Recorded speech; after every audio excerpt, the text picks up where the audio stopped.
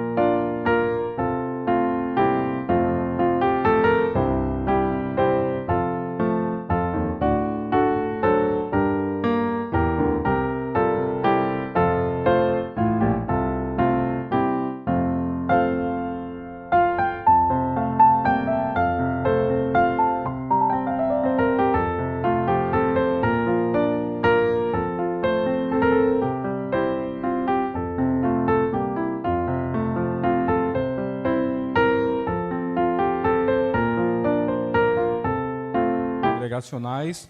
Logo mais a palavra estará com o pastor Evaldo, com a segunda palestra, e logo depois nós teremos então, pela graça do Senhor, ao nosso parlamento. Então queremos pedir toda a ordem e decência para estes momentos que nós seguiremos. Pastor Gilber estará então na regência do... Eu convido aqueles que podem a se colocarem de pé e abram suas Bíblias para a segunda carta de Paulo a Timóteo. 2 Timóteo, capítulo 4. Vamos reler esse texto que nos prepara para o momento da palestra,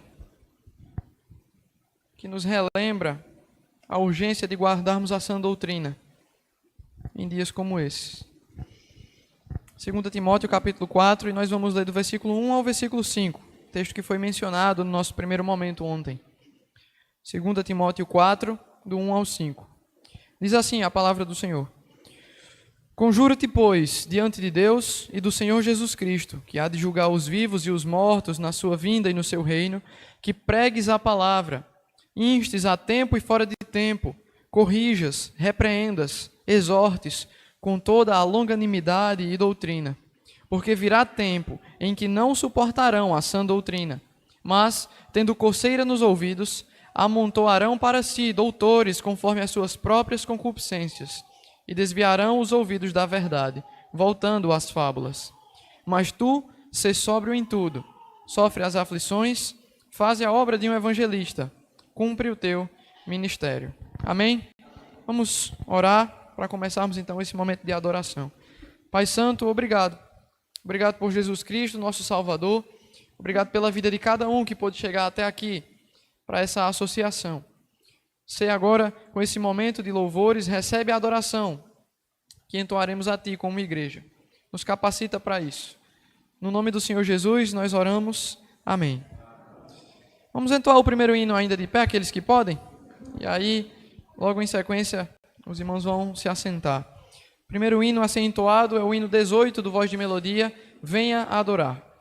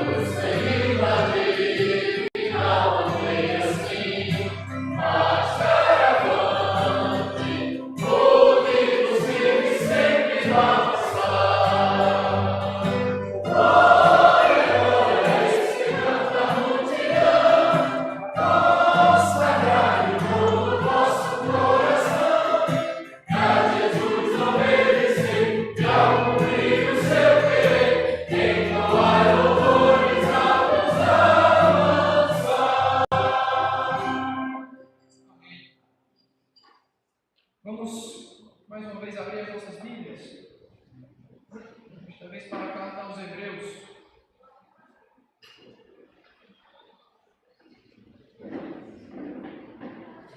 Nós acabamos de cantar que a igreja do Senhor precisa se manter alerta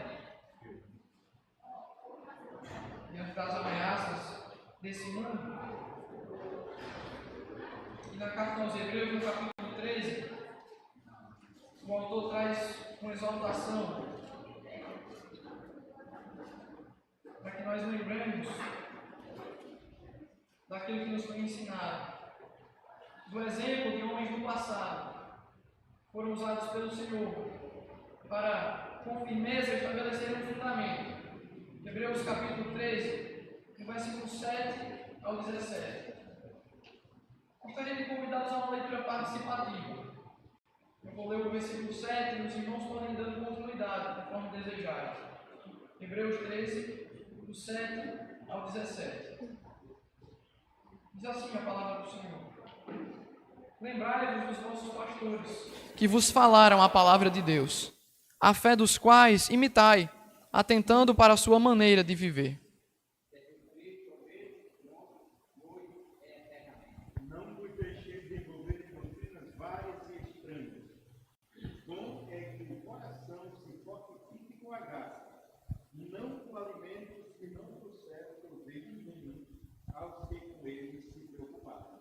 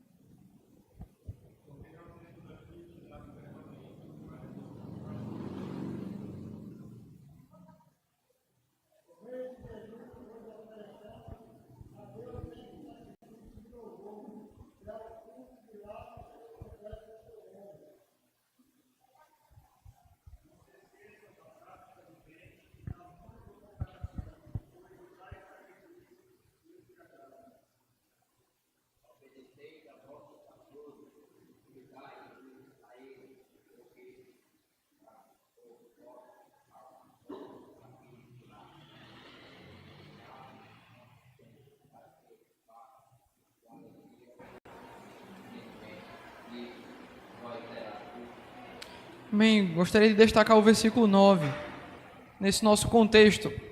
Não vos deixeis levar em redor por doutrinas várias e estranhas, porque bom é que o coração se fortifique com graça. Pastor Albérico, por favor, nos eleve a Deus em oração. Oremos. Altíssimo e eterno Deus, obrigado pela tua palavra diante de nós. Que o Senhor possa sempre fazer com que ela tenha abrigo aos nossos corações para admirá-la, obedecê-la e sermos transformados pela palavra que tu deixaste a nós. Abençoa-nos como igreja e como igrejas, a fim de que possamos manter, conservar aquilo que aprendemos da tua palavra, das tuas práticas e do modo de viver dos que vieram antes de nós. Aquilo que não for bom, que nós possamos deixar para trás, mas aquilo que for bom, manter para o nosso próprio proveito. Abençoa cada vida aqui presente, a cada lar representado aqui, a cada igreja representada, e o nosso movimento nesse estado e todos aqueles movimentos que realmente estiverem dentro da tua palavra e da tua vontade. Te agradecemos por tudo que vivimos, agradecendo pelo alimento que nós temos com fartura, pela comunhão que temos com os irmãos e pelo bom andamento deste trabalho. Não permita que nada seja perturbador para as nossas reuniões e para o nosso trabalho. Em nome de Jesus. Amém. Amém. Obrigado, pastor. Vamos continuar louvando, irmãos. E o próximo hino que nós vamos entoar tem por título Firmada está no Senhor. Esse eu vou precisar aprender junto com os irmãos. Firmada está no Senhor.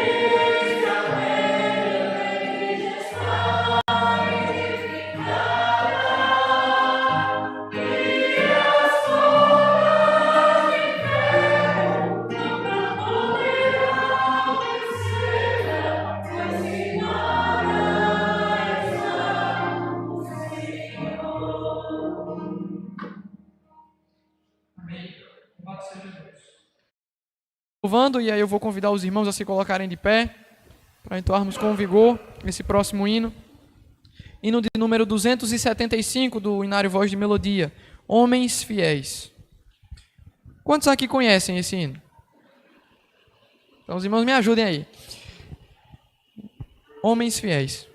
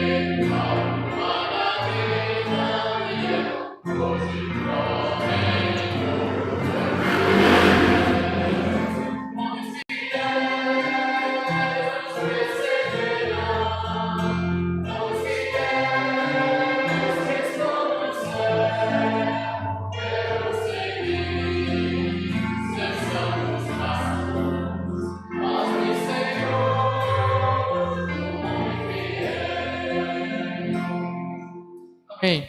Podem se assentar. Convido o pastor Evaldo até aqui para termos o segundo momento de palestra que tem sido tão enriquecedor para a nossa compreensão. Deus abençoe, pastor. Vamos fazer uma oração por esse tempo. Santo Deus, capacita o pastor Evaldo mais uma vez para esse momento na transmissão desse conteúdo que tem sido tão enriquecedor para as nossas vidas. Obrigado pela coragem de homens fiéis que nos precederam e, firmados na Tua palavra, lutaram contra doutrinas estranhas. Nos ajuda a seguir esses passos. Obrigado por tudo que o Senhor tem feito, que por meio de Jesus Cristo Teu nome seja glorificado em toda a terra. No nome dEle, nosso Salvador, é que oramos. Amém. Irmãos, estamos aqui no nosso segundo dia. Parabéns aí à PIBRE pelos trabalhos, pastor Lúcio e diretoria. E grato estou pelo convite que os irmãos fizeram. E está sendo muito bom estarmos aqui com os irmãos. Nós vamos abrir a palavra de Deus. Jaime já nos ajudou com o hino, que é baseado em Mateus, capítulo, pastor Jaime Júnior, né? Os irmãos escolheram aí o hino sobre a edificação da igreja. E aí nós vamos ler Mateus, capítulo de número 16, só o verso de número 18.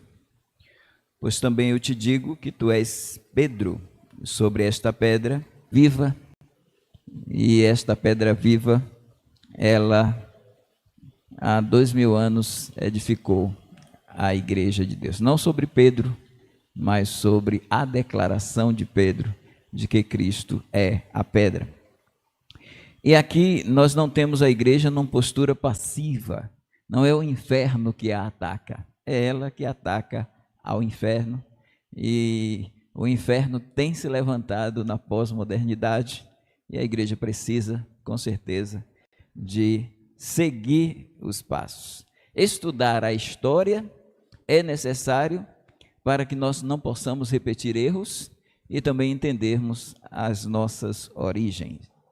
A herança, as raízes na reforma protestante. Então, nossas raízes estão na reforma protestante. Apesar de não estarmos dentro do contexto de uma reforma na Alemanha, de onde brota a igreja luterana. Ou numa reforma em Genebra, na Suíça, do Senhor Jesus Cristo, a quem adoramos, a quem louvamos, a quem honramos. Às vezes nós vemos no nosso louvar hinos, cantor cristão, voz de melodia, que exaltam o Deus triuno. É o Deus Pai, o Deus Filho e o Deus Espírito Santo. Mas geralmente os hinos que cantamos exaltam mais Cristo, já notaram? Cristo, a pessoa de Cristo. E isso é maravilhoso. Por quê? Porque quem honra o Filho, honra ao Pai. E o Espírito glorifica o Filho. Então nós, por isso, glorificamos também nos nossos hinos, nos nossos cânticos espirituais, na nossa adoração com o louvor cantado, com a música. Estamos frisando isto porque essa conferência, esse congresso vai girar em torno da liturgia no que diz respeito ao que cantamos, né? Ao que cantamos. Sola Escritura, então somente as Escrituras, não a tradição. A tradição não pode ser equivalente às Escrituras. As Escrituras são a nossa única regra de fé e prática. E o mito da história, o princípio unificador da história, soli deo glória, ou seja, a doxologia, a glória de Deus. Então, são essas solas que a reforma nos trouxe. E aí nós temos, em termos de maturidade da reforma, nós podemos fazer um paralelo, levando o princípio do sola escritura e as suas consequências finais. Então, se de um lado, com a reforma, temos o sola escritura, a Bíblia é a única regra de fé e prática, na aplicação batista, a Bíblia regula toda a vida e prática da igreja. Ela regula toda a vida e prática da igreja. É a nossa única regra de fé e prática, mas ampliamos mais esta visão na aplicação. Sola fide, justificação pela fé. Na aplicação batista, só crentes conscientes fazem parte da igreja. Então, a nossa justificação pela fé passa pelo credobatismo e não pelo pedobatismo. Nós não batizamos infantes. Isso é o grande marco da oposição batista a um sistema protestante, luterano, calvinista, zwingliano e outros reformadores que saíram em protesto contra a Igreja Católica, entretanto, aderiram também ao mesmo batismo infantil da Igreja Católica. Claro, com algumas alterações, porque o catolicismo vê a regeneração batismal no pedobatismo e os reformadores trabalhavam uma inserção na igreja pelo batismo. É quase a mesma coisa, não é, pastor Rubem? Está ali quase andando juntos. Sacramentos, a Igreja Católica tinha 7 sacramentos e a reforma protestante, ela se manteve, ela não amadureceu isso, ela apenas se opôs aos 5, mas ficou com 2, a ceia do Senhor e o batismo, como sacramento. Aí tem as discussões sobre transubstanciação, consubstanciação e presença espiritual de Cristo nos elementos. Aí a gente tem a questão luterana com a consubstanciação, a questão calvinista com a presença espiritual de Cristo e conferindo graça. Não à toa, algumas Bíblias que têm como mentores os calvinistas, apresenta lá no títulozinho Santa Ceia. E tem pastores que dizem, domingo é a Santa Ceia. Que Santa Ceia? Se já é ceia do Senhor, na Bíblia não tem Santa Ceia. Senão teria também o Santo Batismo. Santa Ceia, Santo Batismo. Às vezes, pastor Alberto, eu fico pensando também que há pastores que falam o apóstolo São Paulo, o apóstolo São Pedro, e tem até Bíblias, né? São João, São Lucas, e a gente não vê São Jesus, né?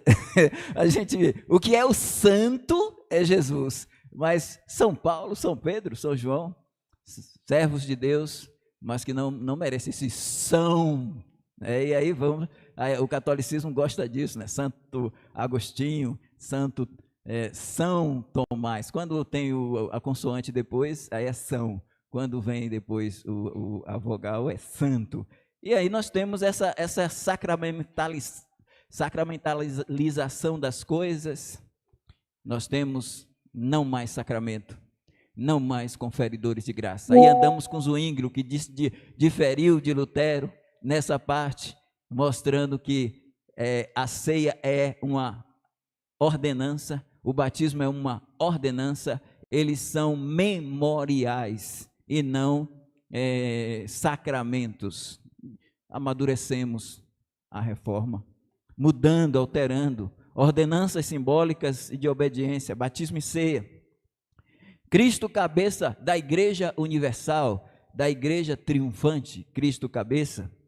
Sim, Cristo é o cabeça da igreja que ele vai levar para o céu, do organismo que não tem CNPJ, não tem endereço. O organismo que tem como marco inseridor o batismo no Espírito Santo, para formar o corpo, conforme 1 Coríntios capítulo 12, 12 e 13. Então, o batismo no Espírito Santo nos torna membros desse organismo. Mas existe também a igreja local, existe a organização, aí sim, com CNPJ, templo, até possivelmente Josué e Elias e Moisés, junto com os judeus, erguerem o terceiro templo, que vai ser profanado pelo anticristo. Aí, conforme Zacarias capítulo 8, é o Messias que vai erguer o quarto templo, o do milênio. Aí sim teremos templo, mas a minha tese é, enquanto a igreja de Cristo, que é o templo do Espírito Santo, estiver aqui, aquele templo não se ergue. Agora, depois que a igreja, templo do Espírito Santo, ser tirada, aí teremos o terceiro templo construído pelos judeus. Mas nós não temos templo. Mas a reforma trouxe igrejas estatais que, rivalizando com o Vaticano Católico, começaram a construir as catedrais. E hoje também nós temos uma igreja que é universal no nome, católica, e que também tem sua catedral, que é o Templo de Salomão, imagine, lá em São Paulo. Então, começa esse delírio daqueles que querem até tornar a sua igreja global, nos nomes suntuosos, Igreja Universal do Reino de Deus, Igreja Mundial do Poder de Deus, Igreja Internacional. Está vendo como é coisa que eles fazem? Enquanto a igreja de Deus, sim, ela é a única igreja universal, invisível, porém, Cristo governa cada igreja local mediante a sua palavra. Por isso, nós batistas temos esta visão de uma igreja universal, sim, mas entendemos a igreja local, governada também por Cristo, através daqueles que ele, subindo ao céu, levando cativo o cativeiro, deu dons aos homens, homens dons também, e esses homens dons, pastores, evangelistas, pastores mestres, antes apóstolos e profetas, agora pastores, são líderes visando o aperfeiçoamento dos santos nesse contexto de igreja local.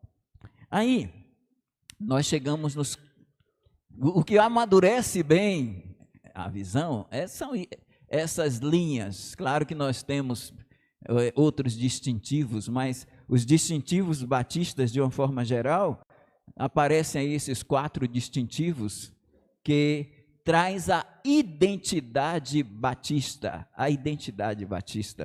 Primeiro, a autoridade. A Bíblia é a única regra de fé e prática. Então, nós não aderimos a uma igreja-estado, como ocorreu depois da reforma. Eles continuaram primando pelo poder.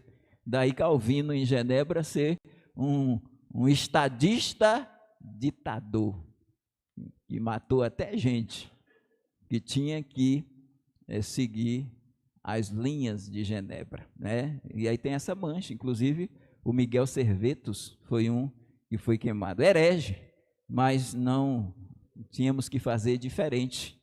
E Lutero também praticou algumas mortes, né? Então não era para ser assim. Entretanto, os batistas, muitos anabatistas foram mortos por causa do batismo, né? Do batismo do credobatismo, do batismo de adultos, em detrimento ao batismo infantil. É fato, irmãos, que os batistas também lá em Holanda e na Inglaterra, em princípio, eles batizavam por aspersão, né?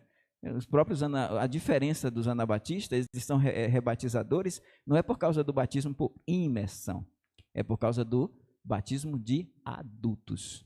Eles rebatizavam, mas muitos praticavam, a maioria praticava o batismo por aspersão. Alguns pouquinhos por imersão, mas foi em 1641, com o nascimento dos batistas reformados, que eles primaram também pelo batismo por imersão. A partir daí, as igrejas batistas começaram a batizar por imersão. Essa questão histórica, que às vezes a gente pensa que os batistas surgiram com o batismo por imersão. Começaram dando essa deslizada aí, porque baptizo não é baptizo, né? Não é mergulho. Mas graças a Deus que a correção foi feita em 1641. Então, liberdade é algo que marca os batistas. A liberdade, sacerdócio universal dos crentes. Claro que na reforma também o sacerdócio universal apareceu, mas o ponto 1, o sacerdócio universal, veio com Lutero. A questão do sacerdócio universal dos crentes e o crente individualmente podendo ir a Deus. Mas a separação total entre igreja e Estado veio com os batistas. Separação total entre igreja e Estado dentro desse contexto da liberdade de culto, da liberdade de consciência. Governo eclesiástico, congregacionalismo e autonomia da igreja local. Nós temos a nossa associação, outros batistas têm seus grupos, mas nossa associação é uma associação de igrejas, seja estadual ou nacional, sem interferir na autonomia da igreja local. Mas, irmãos, mesmo assim, o fato de a igreja estar afiliada a uma associação, ela não é totalmente independente, ela passa a ser interdependente, porque ela por estar afiliada, ela está aberta às recomendações, tanto da nacional quanto das estaduais.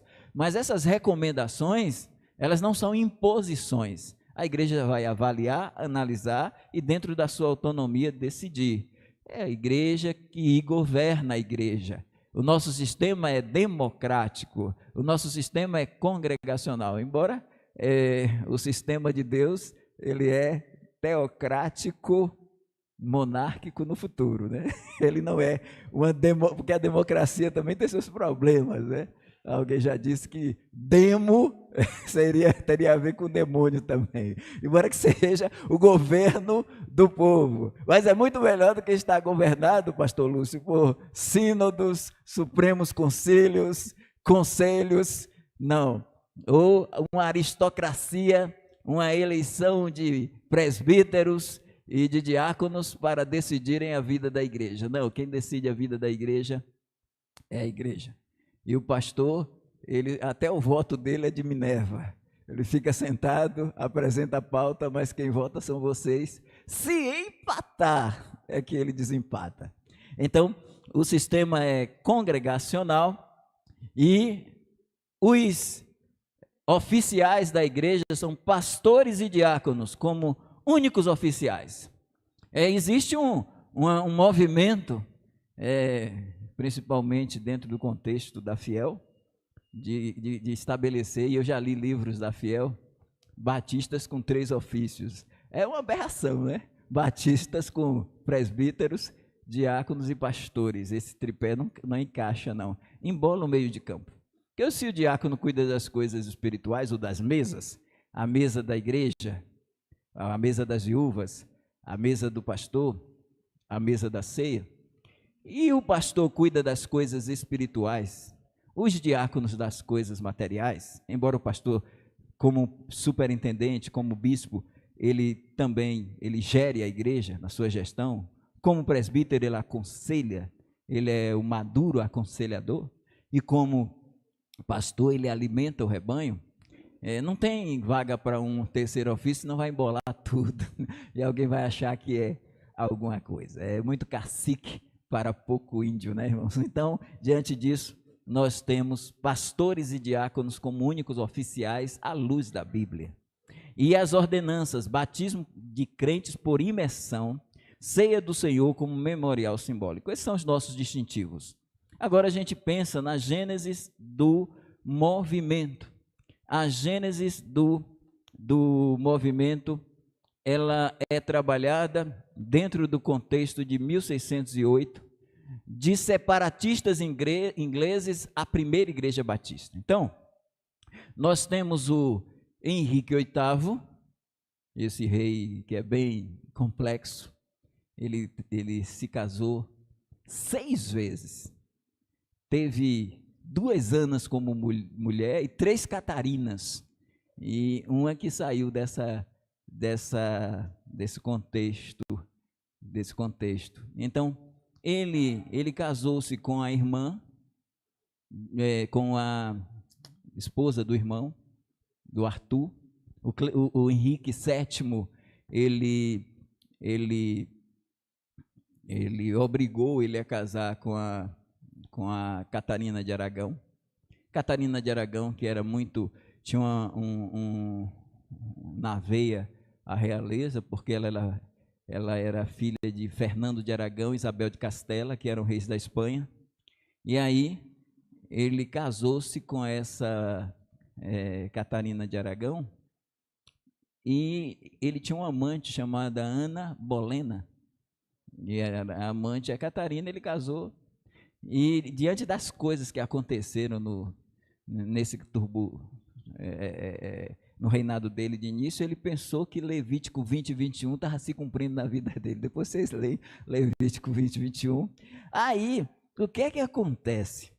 Ele resolve, porque ele queria um filho homem, mas a Catarina deu a Maria, que mais tarde vai ser a Maria I.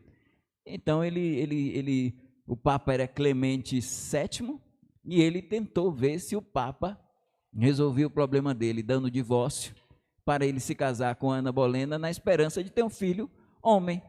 Só que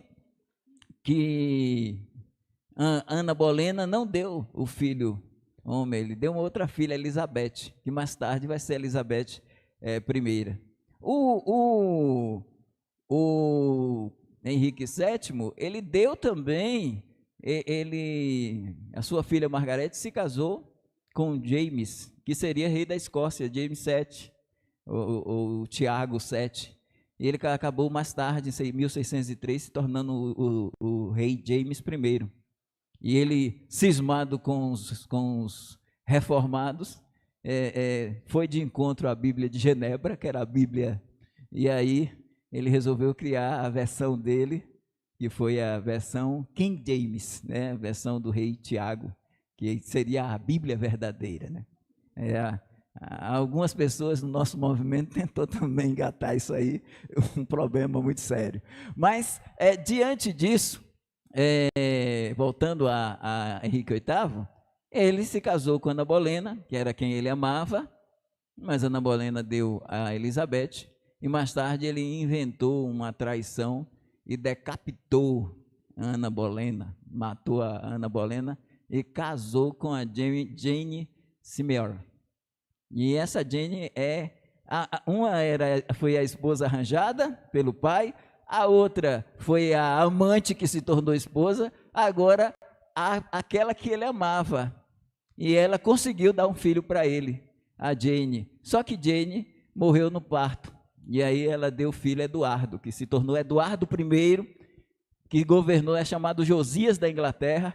Na gestão dele, ele começou a governar com 9 anos, com tutores, como Thomas Crane, e aí ele que cria o Dia da Bíblia, que a gente até hoje adota, foi Eduardo, e deu um apoio muito grande ao protestantismo, mas morreu cedo, morreu jovem, parece que com 16 anos ele morreu, e aí assumiu no lugar dele a filha da Ana Bolena, a filha da Catarina, Maria Tudor, que passou a ser chamada e conhecida na história como Blood Mary, a Maria Sanguinária, que matou muitos protestantes e perseguiu. E aí nós temos as outras esposas, a Catarina de Howard, que também foi acusada de traição e acabou também sendo degolada.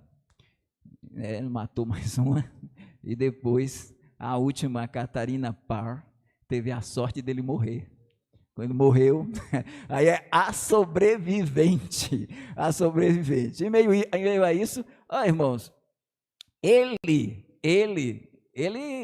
endossou coisa, o Papa deu o título a ele de defensor da fé, porque quando os reformadores, eles mostraram que só tinha 2 sacramentos, Lutero lançou uns panfletos, e um dos panfletos é o panfleto sobre o cativeiro babilônico, atacando a Igreja Católica e atacando também os sacramentos. E até ele foi acusado de que ele fez isso por causa que até a reforma que ele fez foi para casar ao sacramento do matrimônio.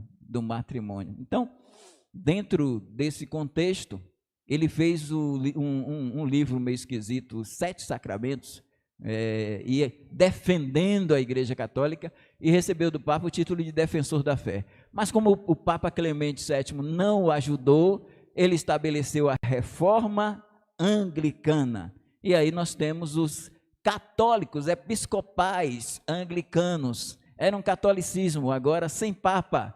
Era um catolicismo governado pelo Estado, governado pela Inglaterra com os seus reis, e até hoje isso prevalece, com um primeiro-ministro e também o rei.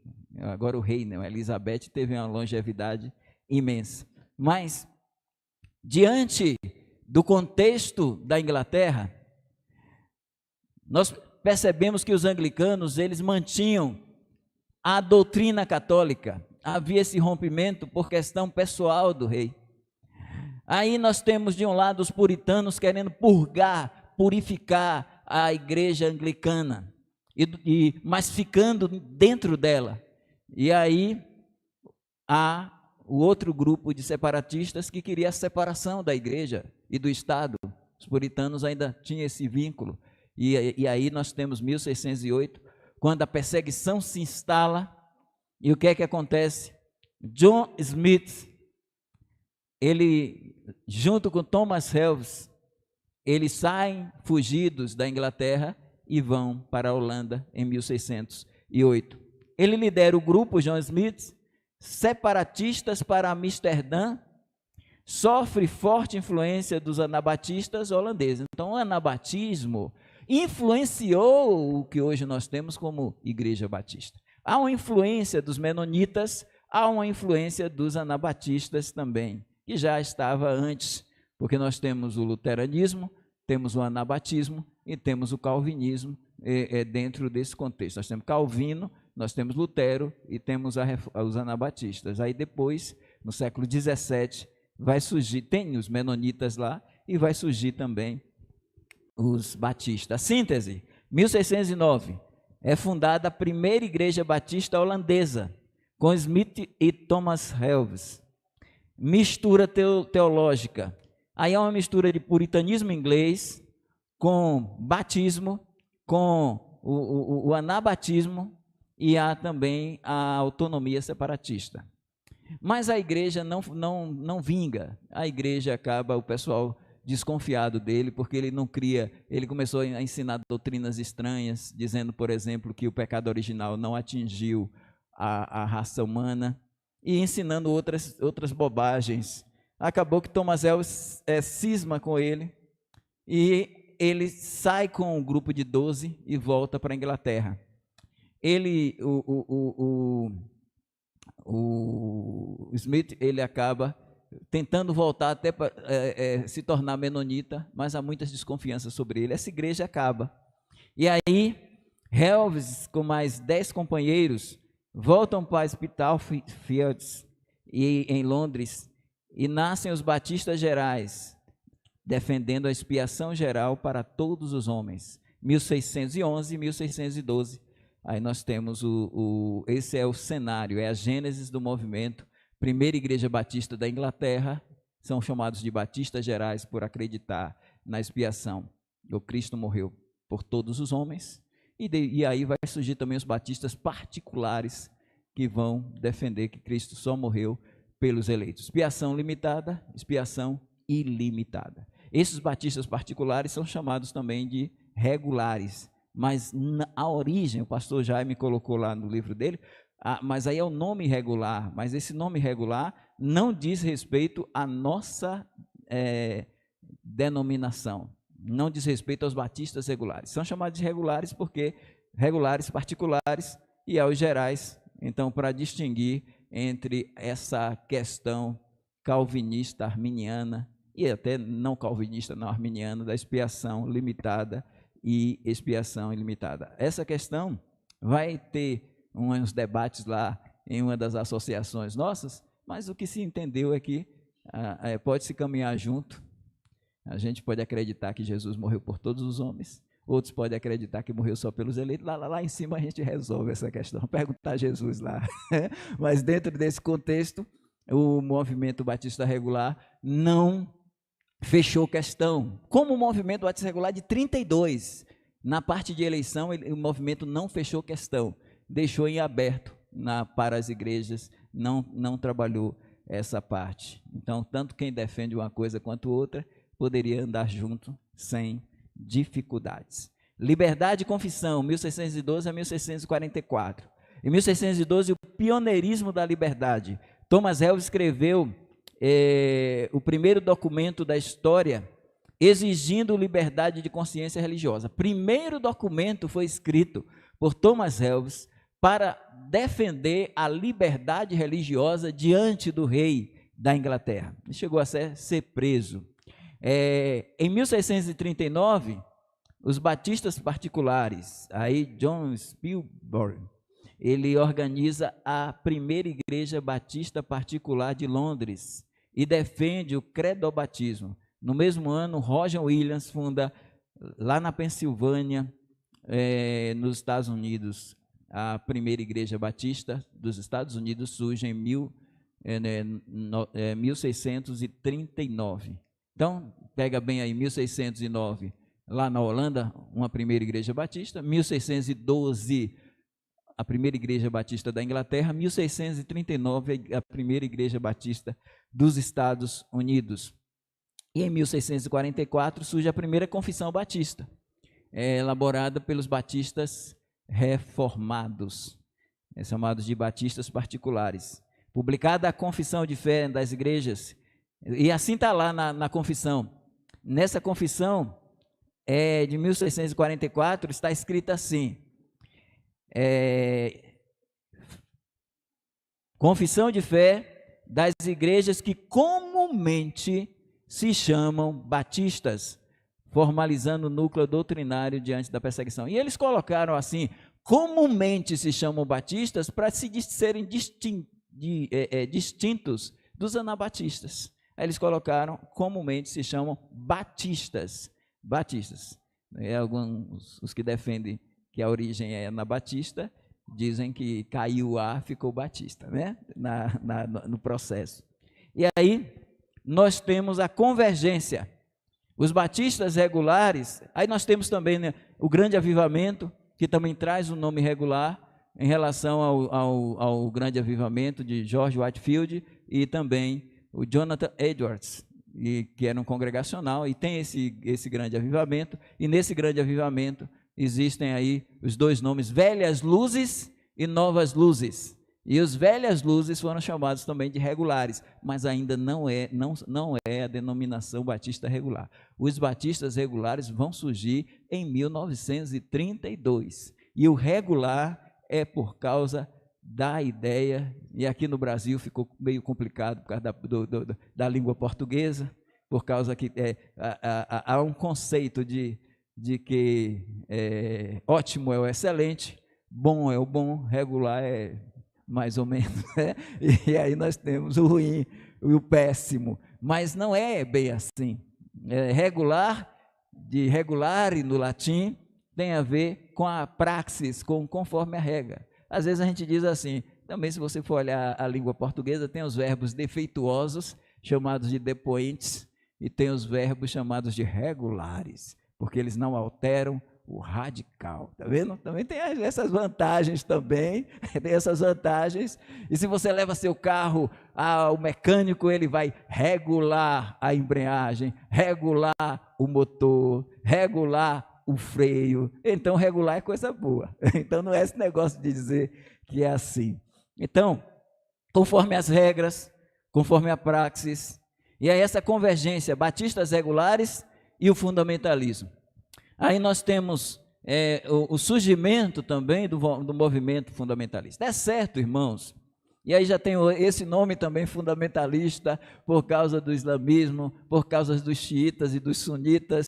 Aí alguém diz, fundamentalista é radical, e hoje na mídia, e hoje na sociedade, quando alguém fala é fundamentalista, é como se fosse um palavrão, mas nós somos fundamentalistas bíblicos.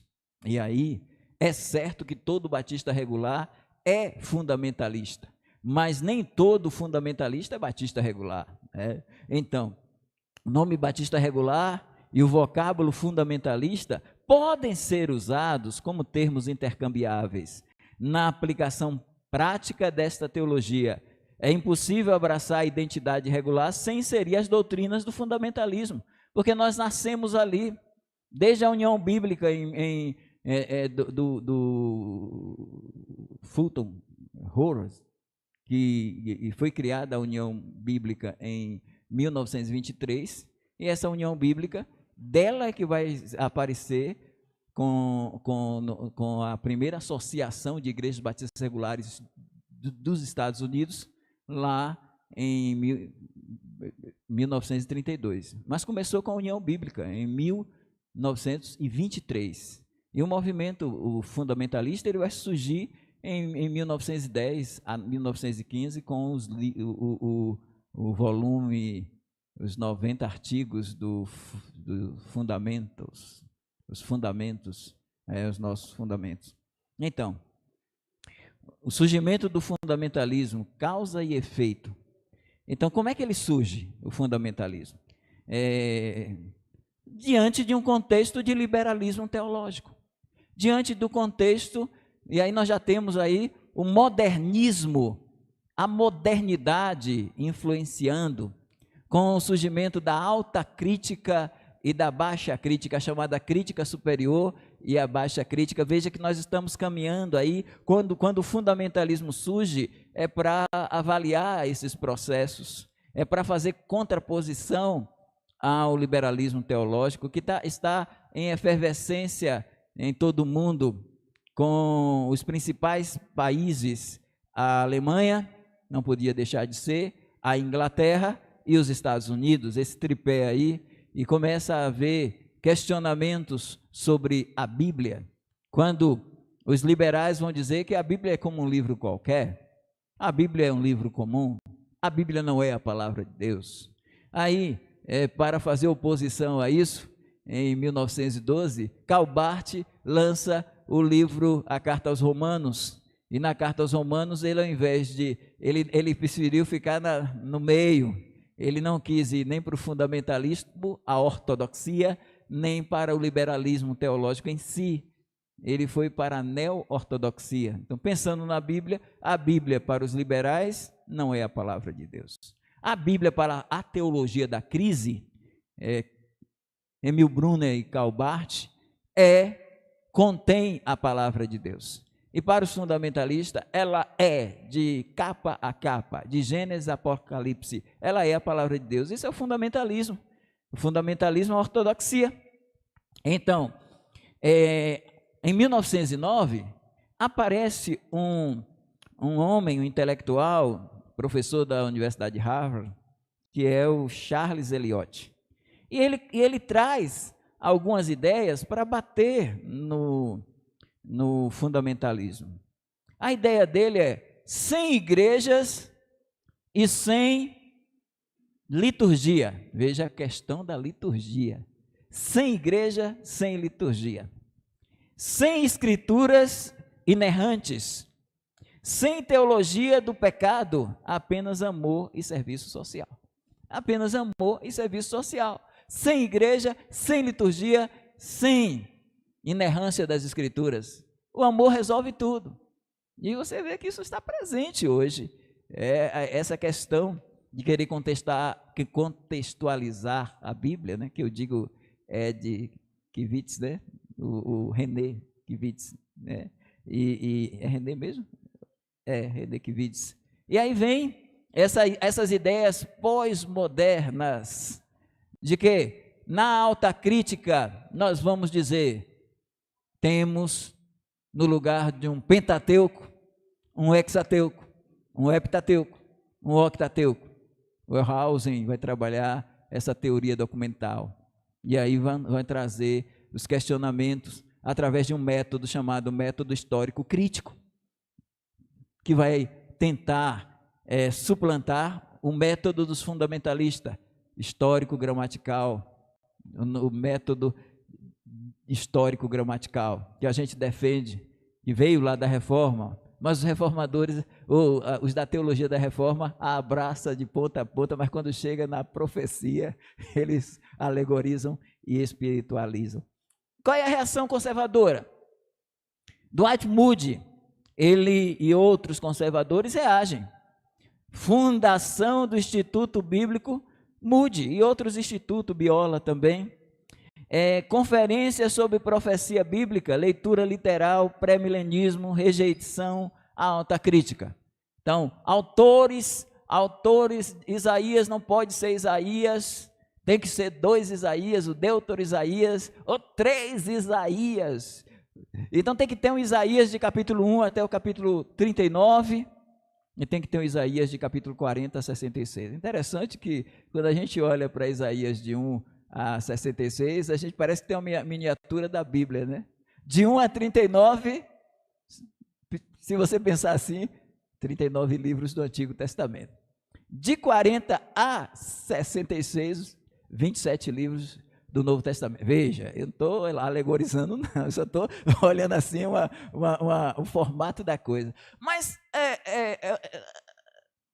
interessante que João, no capítulo 12, eu quero só ler com os irmãos para ver desmanchar dessa tese dos autores bíblicos serem questionados por causa da vidência.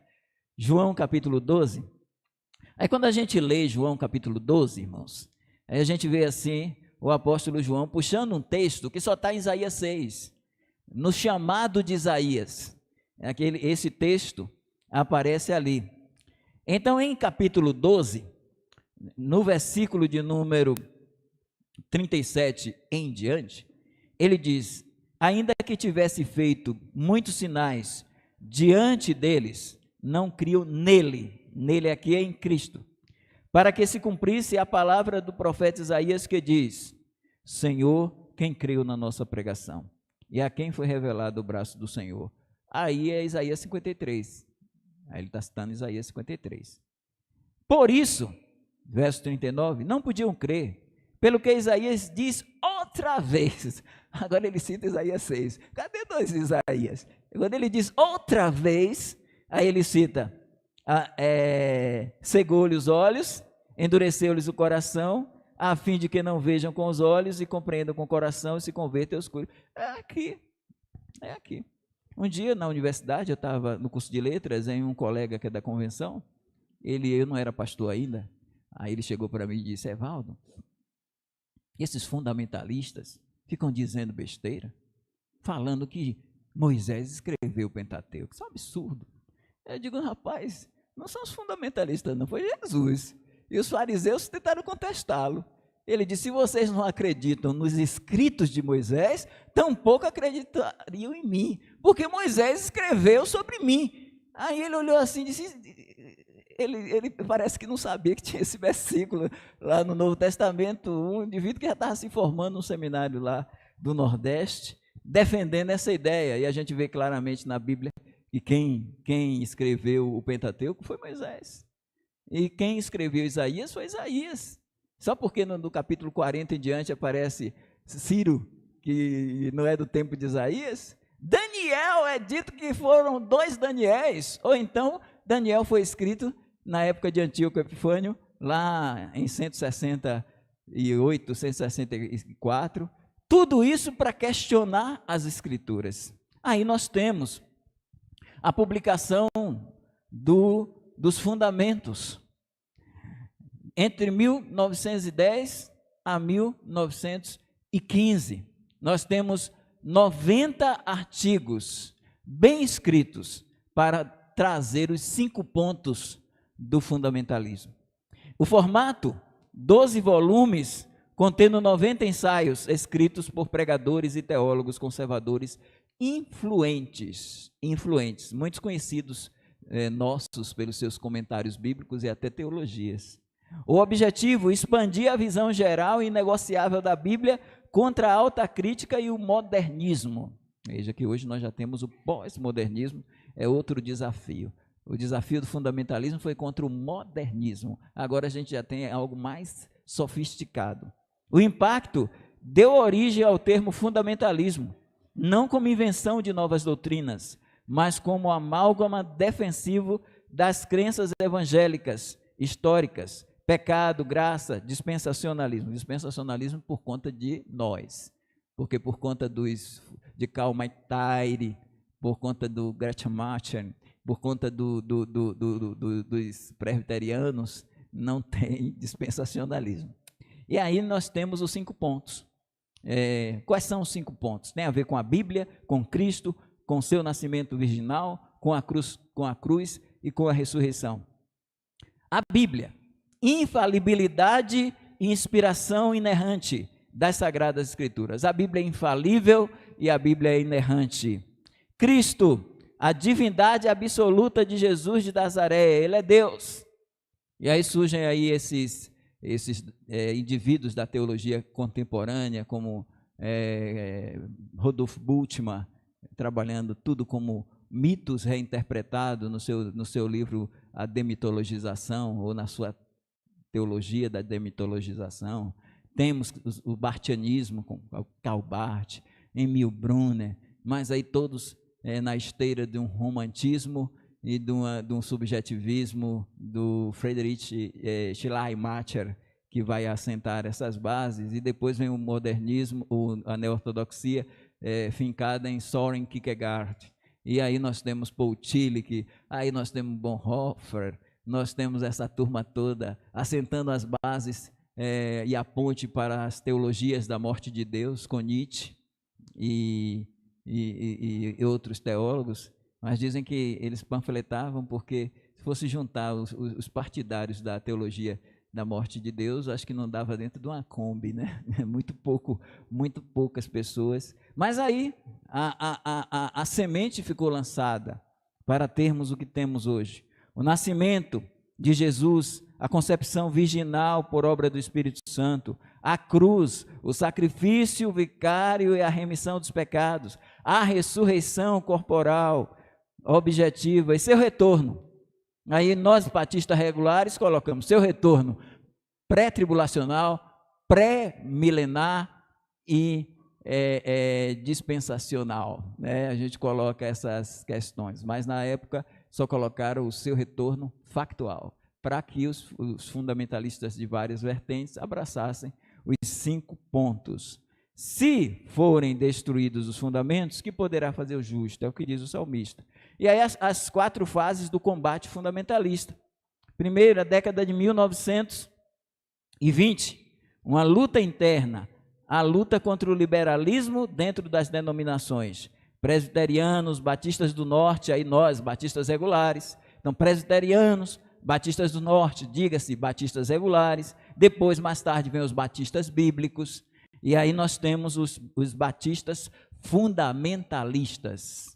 Os batistas fundamentalistas. E aqui nós temos também os presbiterianos fundamentalistas. No caso nosso, a formação da União Bíblica, 1900, o Howard Fulton, ele é o que encabeça isso aí, mas a gente tem outros grandes homens de Deus que vão trabalhar nessa perspectiva da fundação da Associação Geral das Igrejas Batistas regulares.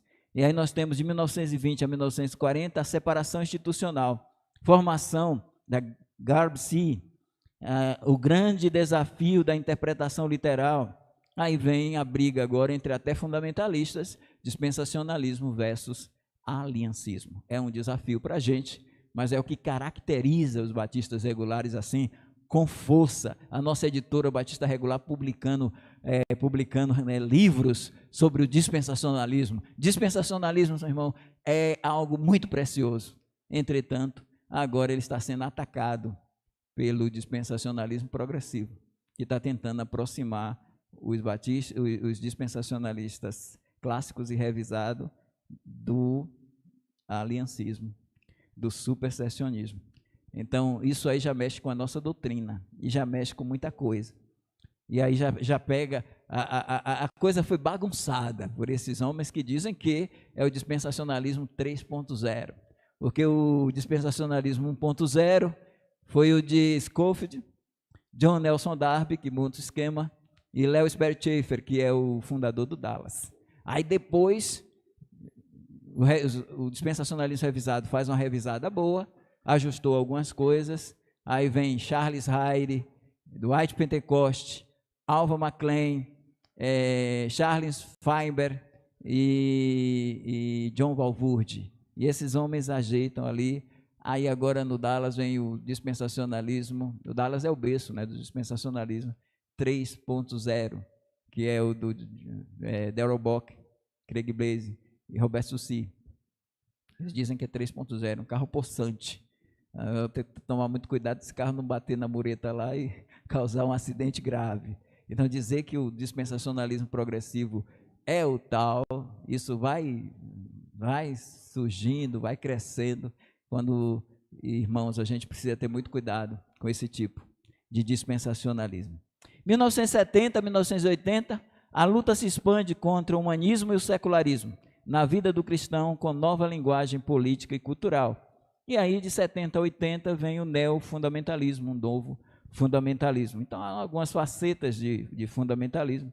Existe o chamado neoevangelicalismo, que veio com a ideia de nós podemos abraçar a mesma doutrina, mas não tem importância se nós formos ecumênicos. Se a gente pregar em todas as igrejas, aí aparece despontando o Billy Graham. Ele começa a pregar junto com padres, ele começa a pregar em igreja católica. Então, a ideia da separação bíblica, ela vai por água abaixo com os chamados evangélicos ou evangelicais. E aí, essa palavra evangélico vem dos evangelicais. E aí os evangélicos havia uma luta, um desafio, fundamentalistas versus evangélicos, que é o neoevangelicalismo, chamado também de neofundamentalismo. E aí o sistema teológico vem com a linha divisória. Por que os batistas regulares se distinguem de outros reformados? Aqui nós temos a distinção. Batistas regulares, o sistema dispensacionalista. Os outros evangélicos e reformados, inclusive batistas da convenção, eles são diferentes de nós, porque eles são aliancistas e pactualistas, eles são amilenistas, eles seguem a teologia a teologia convencional veio mais com Augustus Strong, né? E Strong não era pré-milenista, e aí pendeu aí para convenção. A gente tem ou amilenistas ou pós-milenistas, e na convenção tem meia dúzia de pastores que são dispensacionalistas. O dispensacionalismo acabou atingindo mais grupos que, por causa da Bíblia de Scofield, grupos pentecostais. Se pegar a Assembleia de Deus, pegar grupos aí pentecostais, são dispensacionalistas. Defendem o dispensacionalismo clássico, mais do que muitos de nós. Eles defendem ali o dispensacionalismo. E aí o sistema aliancista está do outro lado, dos reformados, com o pactualismo. Visão de história, para nós, a história se divide em estágios, economias distintas, dispensações, como diz o Hayre, casa-mundo, esses vários estágios, determinando a revelação progressiva, através da análise da revelação progressiva de Deus e da sua palavra, rumo ao propósito divino. Eles, visão da história, regida por marcos, alianças contínuas, a das obras e a da graça.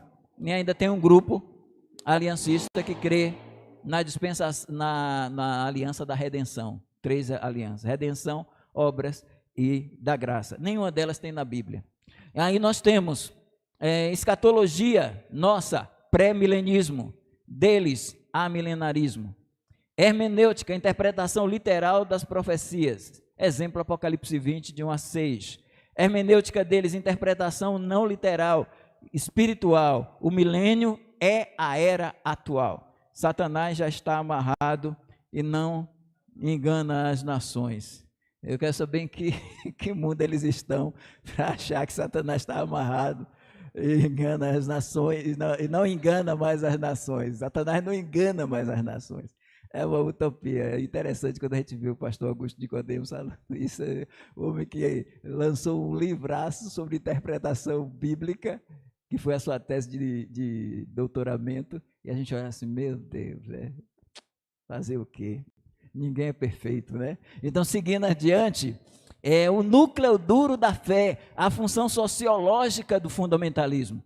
Ao se identificar com o fundamentalismo, os batistas regulares realçam sua sistematização de dogmas fechados, ou seja, são inegociáveis para nós, inalteráveis. A pós-modernidade não vai mudar a nossa identidade, espera-se. O fundamentalismo atua como sistema imunológico, projetado para proteger a identidade da sola escritura contra as mudanças teológicas. E aí, o Edgar Morin, ele não é um teórico secular, ele diz, constitui-se em suas práticas o fundamentalismo núcleo duro, que resiste a tudo que possa ameaçar ou alterar de modo inovador sua homeostasia. Então ele está dizendo que o fundamentalismo não... E o pessoal tem ficado preocupado com o fundamentalismo. Claro que tem um fundamentalismo aí genérico, né? Aquele que está no Congresso e alguém trata lá da bancada da Bíblia, é fundamentalista. Ali é genérico, né? A bancada da Bíblia, a bancada da bala e a bancada do boi, né? E essa turma aí. E aí eles acham que vão mudar o mundo e vão mudar as nações com a política, uma redenção holística para o hoje.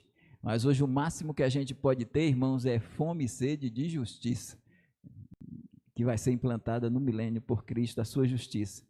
E aí nós temos a preservação da identidade. Não remova os marcos antigos que teus pais fizeram, Provérbios 22, 28. A identidade batista regular é o compromisso inegociável de manter intactos os marcos da reforma, da liberdade de consciência, da fé cristã fundamental, custe o que custar. Então, dentro desse contexto, irmãos, a gente defende a identidade do movimento. Então, ontem com hoje, nós estamos apresentando as bases, para que hoje à noite nós possamos colocar o que chamamos de não sou eu, mas o que Magali do Nascimento Cunha chama de hibridismo gospel. Esse termo é bem interessante porque ele é tirado do hibridismo da biologia. A biologia não trabalha o híbrido, o hibridismo. Aí depois a literatura com Mikhail Bakhtin e Canclini, Garcia Canclini e outros, pensando até no livro do Cervantes, do Miguel Cervantes, o Dom Quixote de La Mancha, aí ele vai trabalhar com o hibridismo literário. e a gente vai trabalhar com o hibridismo gospel. A partir daí nós vamos ver a pós-modernidade exteriorizada. Por exemplo, nas igrejas freestyle, as igrejas de estilo livre, as chamadas black churches, as igrejas pretas, que têm despontado na pós-modernidade. Os pastores do marketing, os coaching também. E o trabalho em cima de uma adoração que substitui o louvor sacro pelo louvor profano, que substitui o louvor racional pelo louvor emocional. Daí as músicas aparecerem aí dizendo apaixonado, apaixonado, né? Então a paixão, ela não vem com no lugar do agapau, do ágape, aí você vem com a paixão. E aí o sentimentalismo, o subjetivismo. E pior, no lugar do louvor profano, ou no lugar do louvor sacro, aparece o louvor profano. Então nós temos uma profanação. A partir dela você vê músicas que não exaltam a Cristo, norteadas de hedonismo, antropocentrismo e triunfalismo. Aí vai se trabalhar com campeão, vencedor, Deus da asa, pastor, eu não sei se Deus da asa é cobra, né? Então, aí vai com muitas coisas. Vai aparecer músicas dizendo, os sonhos de Deus jamais terá fim. Eu pensava que Deus nem dormia, quanto mais sonhar, né? Então, sonhos de Deus, Deus sonhando, e aí recebe a cura, recebe a unção, aí tem unção do paletó, tem unção do vômito, tem unção da gargalhada, aí vem Benihim, vem o Bom Dia Espírito Santo, e aí você vai vendo um monte de coisa que vem, tal qual um fogo estranho do Nadab e Abiú, lá no altar de Deus, nos púlpitos, vem o gospel, e esse gospel vem lá, trazendo músicas de teor marxista, que o diga aí a Aue, do Marcos Teles, e você olha aí, não tem nada de Deus, não aparece, Cristo não aparece, mas são reivindicações dentro de um contexto de uma teologia da missão integral do Oriosvaldo Ramos, aquela teologia de que o oprimido é o pobre, né? Precisa fazer várias inclusões na igreja de Deus, a igreja inclusiva. Então nós temos dentro desse contexto várias coisas da igreja emergente, e para que a igreja cresça, e você vai ter a entrada dos shows no lugar do culto. Então no lugar do culto, show. No lugar do púlpito, a bateria, o carrom, os instrumentos de percussão, e as pessoas levantando suas mãos para cima, fazendo movimentos para frente, para trás, para frente, para trás, e outras coisas dentro de um contexto que você está percebendo que são músicas que alguns digam, não, é porque isso aí faz parte de uma nova geração, e suas preferências lá do passado não são agora, mas eu pensava que a Bíblia, ela contempla-nos na sua adoração o céu. E quando Davi diz assim, esperei com paciência no Senhor, no Salmo 40, ele ouviu o meu clamor, tirou-me de um lago horrível, no charco de lodo, pôs os meus pés sobre a rocha e colocou o quê? Um novo cântico na minha boca. Nós somos novas criaturas, irmãos, e na Bíblia tem muitas expressões sobre o novo.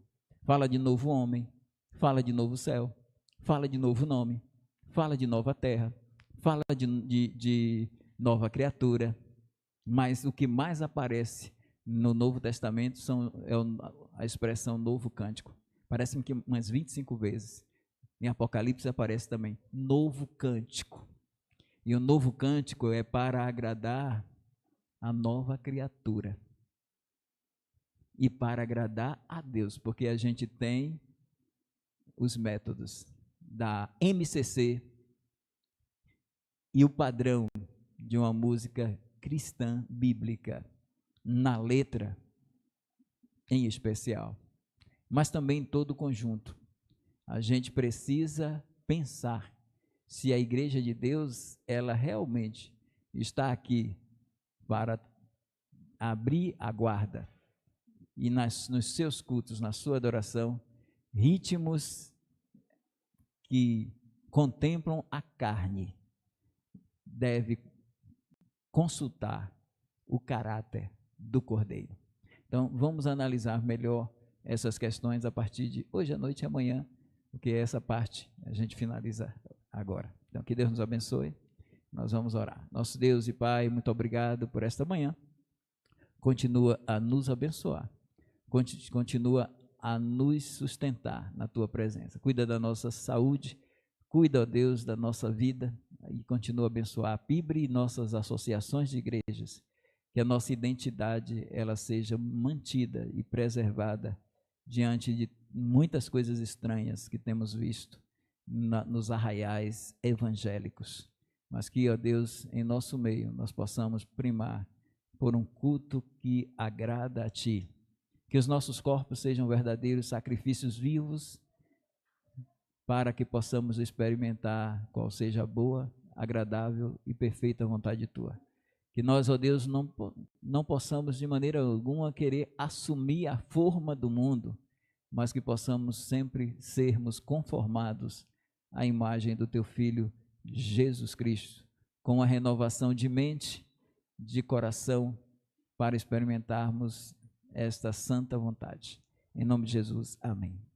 Pronto, pastor.